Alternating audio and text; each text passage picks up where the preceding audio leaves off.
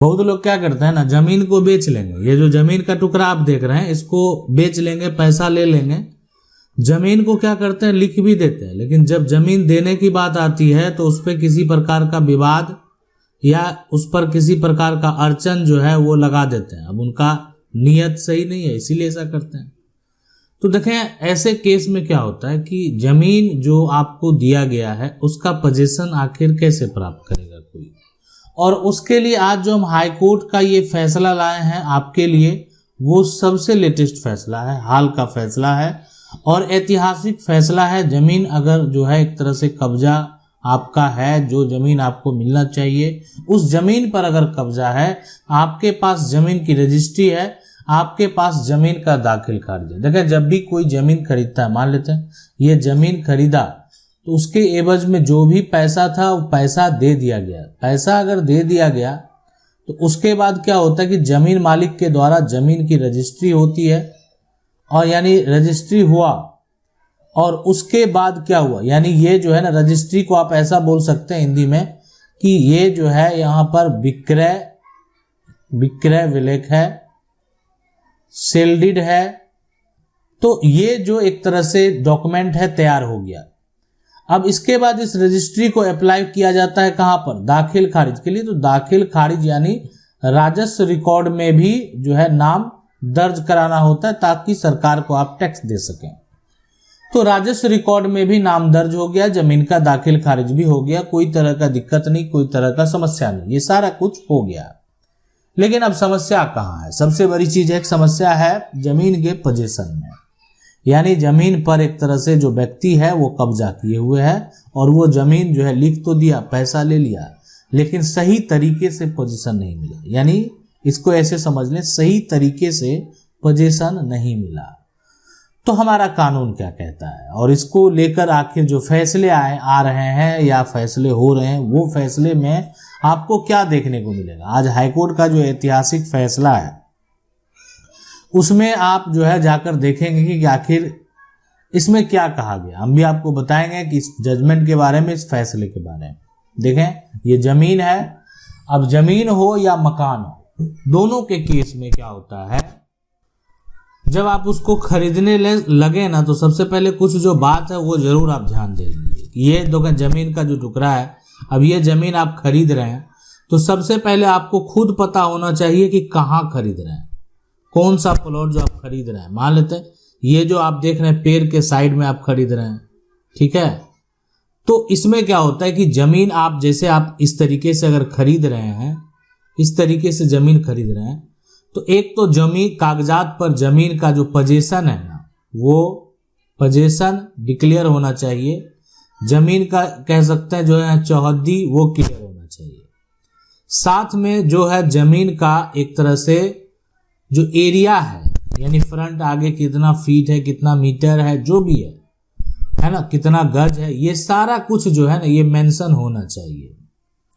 ये जो है पूरा एक तरह से जो इसका फ्रंट है ना, कितना है, इसका लंबाई कितना है, ये जो है ना सारा कुछ, यानी कह सकते हैं लेंथ हो गया और इसका जो एक तरफ ब्रेथ हो गया, दोनों मेंशन होना चाहिए कागजात के ऊपर। अब इससे क्या होता है कि ताकि ये स्पष्ट हो गया ना कितनी लंबाई हमको मेजर करना है। कल को ये नहीं कह सकता कि नहीं इतना हम नहीं दिए थे, आपको प्रॉपर्टी तो लिख दिया गया, चौहद्दी भी दे दिया गया, लेकिन आपको ये पूरा जो है ना इस तरीके से मेजर करके आगे तक पूरा दिया गया। तो इसलिए ये मेजरमेंट बेहद जरूरी है अगर देखा जाए तो। इसके अलावा देखें, बात करें सबसे पहले, और अगर ये मेंशन रहेगा ना तो फिर कुछ भी कोई कर ले, मामला कोर्ट में जो है ना कोई ले ही नहीं जाएगा तो देखें जाने से पहले या तो वो परेशान करने के लिए जाएगा, नहीं तो जाने से पहले उसको भी पता रहेगा कि इसमें हम किसी प्रकार का जो है ना एक तरह से कुछ भी दावा नहीं कर सकते।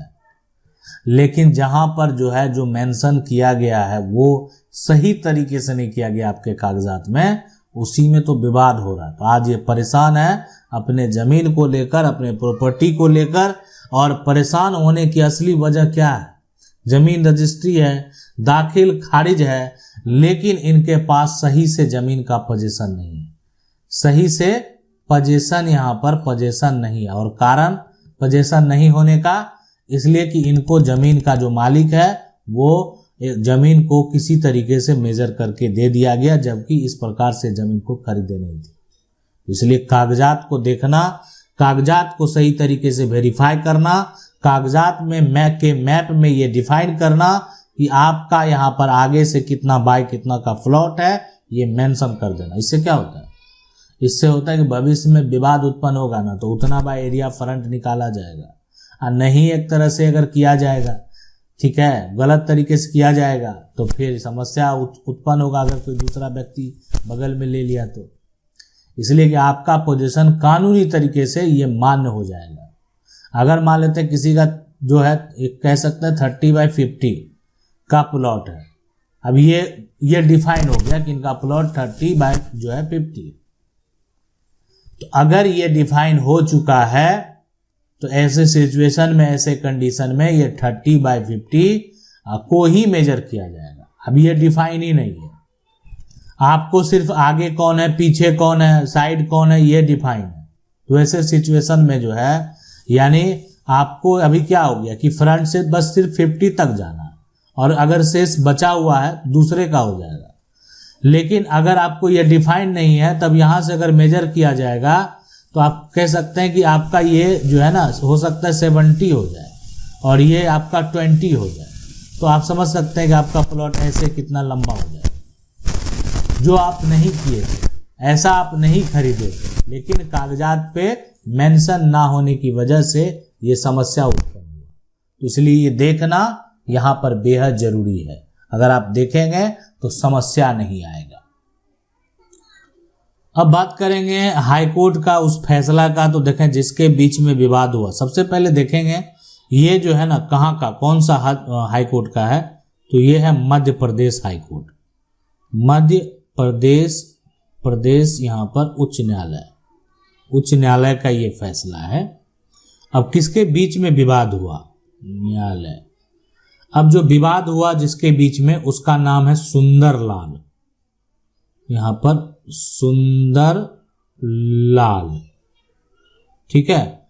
उसके बाद बनाम, सुंदरलाल हो गया, बनाम जो जिससे विवाद हुआ उसका नाम है यहाँ पर गंगाबाई। और विवाद का जो मुख्य कारण क्या है वो है अवैध दखल। अवैध दखल मुख्य कारण है, ठीक है। तो यहां पर जो है कि जमीन पर क्या किया गया? अवैध दखल किया गया, जबकि जमीन क्या था? जमीन का केवाला बैनामा है ना, यानी जमीन का कह सकते हैं कि सेल्डीड मौजूद होने के बाद ऐसा किया गया। सेल्डीड रहने के बावजूद जो है यहां पर इस पर जमीन पर क्या है? अवैध दखल है। अब बात करेंगे सबसे पहले, अब ये जो केस नंबर यहां पर अगर बात करें सबसे पहले कि इसका केस नंबर क्या है, तो केस नंबर भी हम आपको बता देते हैं। ये है 3029/2019।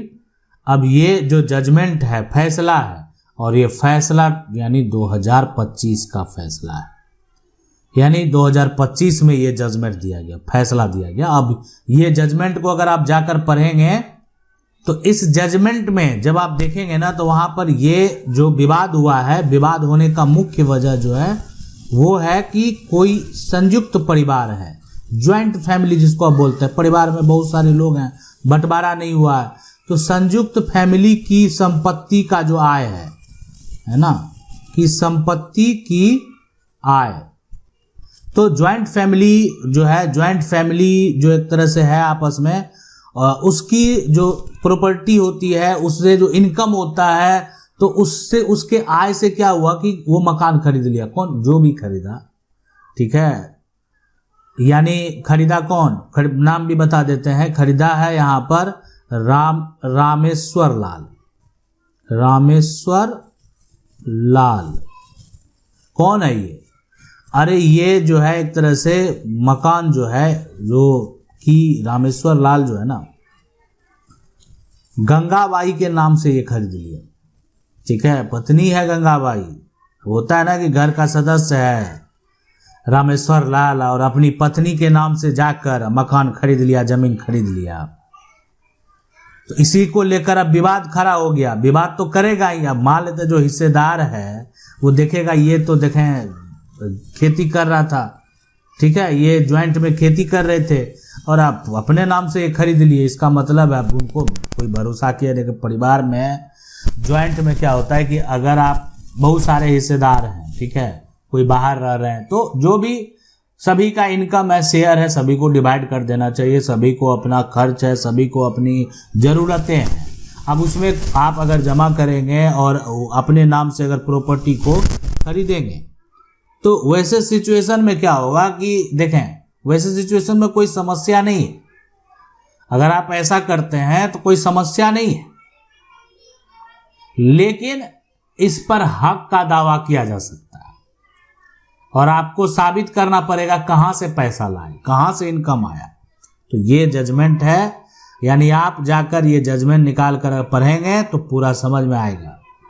इसीलिए जमीन जब भी आपको खरीदना है, जमीन जब भी लिखाना है या जमीन जिसके नाम पर भी खरीदना है, सब सोच समझ कर करना है, नहीं तो कानूनी लफड़ा कभी भी लग सकता है। इसलिए अगर ऐसा करेंगे, फॉलो करेंगे, समझेंगे हर तथ्य को, तो फिर कभी भी किसी भी सिचुएशन में कानूनी लफड़ा नहीं लगेगा। आशा करते हैं वीडियो अच्छा लगा होगा। वीडियो को लाइक जरूर कर दें। चैनल को पहली बार देख रहे हैं, सब्सक्राइब करके जो बेल आइकन है उसको जरूर दबा लें। मिलते हैं अगली वीडियो में, तब तक के लिए जय हिंद।